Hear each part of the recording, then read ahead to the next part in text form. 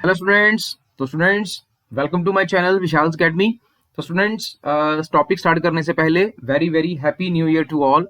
भगवान करे आपका ये साल बहुत ज़्यादा खुशियों भरा हो और मंगलमय हो। तो अब बात करते हैं टॉपिक की। तो आज का जो टॉपिक है that is a very small derivation, that is effect on acceleration due to gravity due to axial rotation of the earth.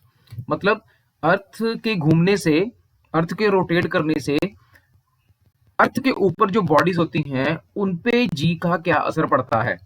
मतलब क्या उन पे लगने वाली जी कम होती है या बढ़ जाती है, इसकी चर्चा आज हम करेंगे। ठीक है, लेट्स स्टार्ट। तो जब आप पेपर में डेरिवेशन करेंगे स्टूडेंट्स, तो एक सिंपल से डायग्राम से करेंगे। डायग्राम में आपको क्या करना है, एक सिंपल सी अर्थ बनानी है जैसे कि यहाँ पे दिख रही है। हालांकि ये इतनी सिंपल नहीं है, बट आपको सिंपल एक गोलाकार अर्थ दिखानी है। उसके बाद एक बॉडी कंसीडर करेंगे, दैट इज ये वाली बॉडी। सिंपल सा एक पार्टिकल है जो अर्थ पे पड़ा है, और अर्थ का ये जो पार्टिकल है, सॉरी, ये जो पार्टिकल है ये बना रहा है angle phi with the origin. अब अर्थ इस पार्टिकल के ऊपर लगने वाली फोर्सेस की बात करते हैं। तो सबसे पहली force that is mg, particle का खुद का वेट जो कि एक्ट करेगा towards the centre of the earth, this is mg। बात करते हैं दूसरी फोर्स की, that is m r omega square. इसको हम यहाँ पे as a pseudo force consider करेंगे। हालांकि ये सेंट्रीपिटल फोर्स का ही हिस्सा है, ठीक है। तो ये एज ए सूडो फोर्स लगेगा एम आर ओमेगा स्क्वायर। अब दोनों फोर्सेस का जो रिजल्टेंट है दैट इज डाउनवर्ड्स, दोनों फोर्सेस का रिजल्टेंट डाउनवर्ड्स, ठीक है। और ये रेडियस ऑफ द अर्थ, और ये जो ऊपर वाली जो आपको लाइन दिख रही है येलो लाइन, इसको हम लिखेंगे आर कॉस थीटा। एक्चुअली यहाँ पे ये फाई है, ठीक है, कॉस फाई कंसीडर कर सकते हो आप। ठीक है, डायग्राम समझ में आया? ओके, आगे चलते हैं।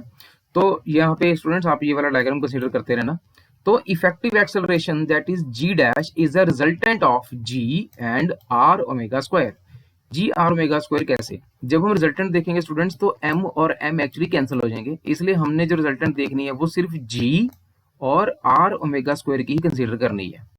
ये जो रिजल्टेंट आप देख रहे हैं actually this is g dash, तो इसी को हम देखेंगे। अब वेक्टर की नॉलेज अगर आपको है तो आपको पता ही होगा, जब दो वेक्टर्स का हमको रिजल्टेंट निकालना होता है तो सिंपल सा फॉर्मूला लगता है A square plus B square plus 2ab cos theta. यहाँ भी ऐसा ही होगा, क्योंकि जी डैश रिजल्टेंट है तो हमारा फर्स्ट स्टेप आया G dash is equal to A square plus B square plus 2ab cos theta. अब ये कॉस थीटा है, ये है ये वाला 180 माइनस 5, ठीक है, ये वाला यही एंगल है, ठीक है। नेक्स्ट स्टेप में G dash is equal to ji square, सबका स्क्वायर कर दिया, और कॉस 180 माइनस 5 को माइनस ले लिया, तो ये बना A square plus B square minus 2ab cos 5, ठीक है। यहाँ भी आप इसको 5 ही मान के चलना, ठीक है, बन गया।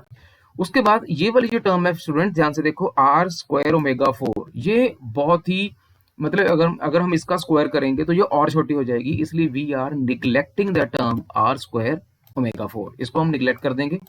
निग्लेक्ट करने के बाद हम जो थर्ड स्टेप लिखेंगे that will be g dash is equal to ji square minus 2g, देखो 2g सेम है, आर की जगह ये जो आर है देखो यहां से उठाओ आर, यहां से उठाओ आर, और आर को आर कॉस थीटा पुट कर दो, ये बड़ा आर आ गया, तो आपको मिलेगा r omega square cos square 5 की पावर हाफ, ठीक है।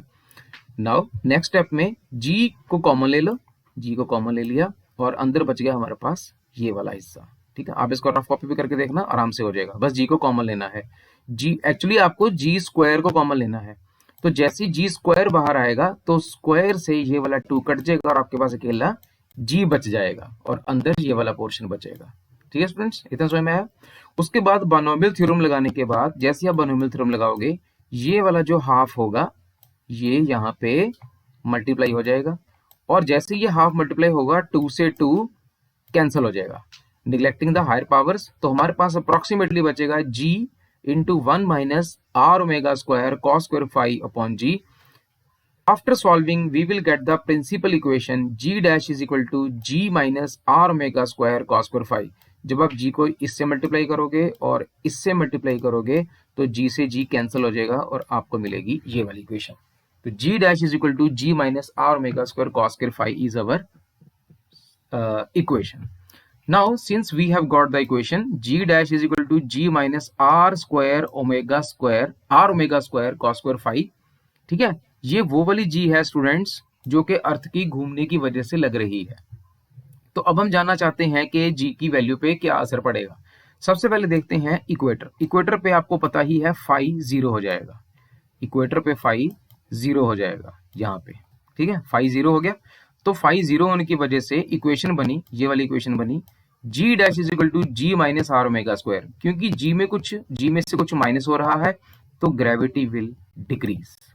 लेकिन अगर हम पोल्स पे देखें, पोल्स पे phi will be 90, phi will be 90। तो अगर हम इसी इक्वेशन में 90 पुट करके देखेंगे हमें मिलेगा g dash is equal to g which is actually 9.8। इसका मतलब इक्वेटर पे g will be minimum while poles पे g विल बी मैक्सिमम।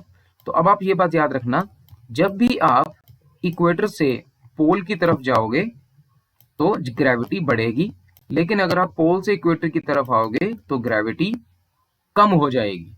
तो इक्वेटर पे g मिनिमम, पोल्स पे g विल बी मैक्सिमम। बस इतनी डेरिवेशन आपको करके आनी है, you will get full marks. तो स्टूडेंट्स, आई होप ये छोटी सी डेरिवेशन आपको समझ में आ गई होगी। वीडियो अगर अच्छी लगी हो तो प्लीज लाइक एंड शेयर जरूर करें। ऐसी और डेरिवेशंस आगे लेके आऊंगा, तो प्लीज सपोर्ट करते रहिए। Good bye, see you soon.